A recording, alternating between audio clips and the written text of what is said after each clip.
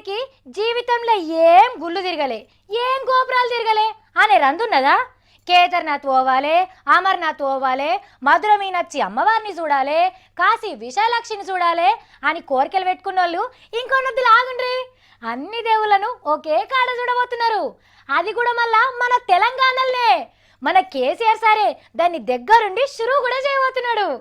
మొన్న మన CM sir Ramoji film సిటీకి పోయొచ్చిండు కదా.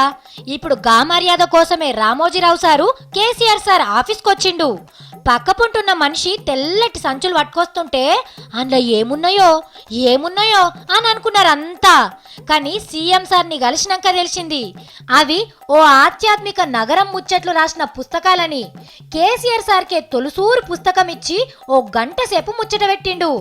ఇక కేసీఆర్ సార్ చెప్పినట్టు రామోజీ ఫిలిం సిటీ ఓ అద్భుత కళాఖండం అయితే రెండో అద్భుత కళాఖండం ఓ ఆధ్యాత్మిక నగరం కాబోతున్నది. దేశంలా మైమలున్న పేరుపోయిన పెద్ద పెద్ద గుళ్ళు గోపురాలన్నీ 108 ఒక్కతాన్నే గట్టి అగ్వ టికెట్ల మీద చూపిస్తాడట రామోజీరావు సారు. మరి ఇలా యాదాద్రి నరసన్న గుడి లేకుండొచ్చు, ఎందుకంటే హైదరాబాద్ కు దగ్గరున్నదని సీఎం సార్ గుత్తకు పట్టిండు కాబట్టి. ఇక ఎట్లా కడితే మంచిగుంటుందో కొన్ని సలహాలు కూడా ఇచ్చినట్టున్నాడు సారు.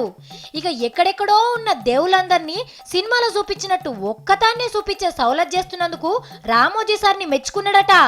అట్లనే ఏం సాయం కావాలన్నా మొహమాటం లేకుండా అడుగు, నేను చేసి పెడతా అని ఒట్టు కూడా పెట్టిండు ముఖ్యమంత్రి సారు. గింతే తప్ప బయట మందనుకున్నట్టు ఇంకేం లేదని కరాఖండిగా బయటకొచ్చి చెప్పిండు రామోజీ సారు.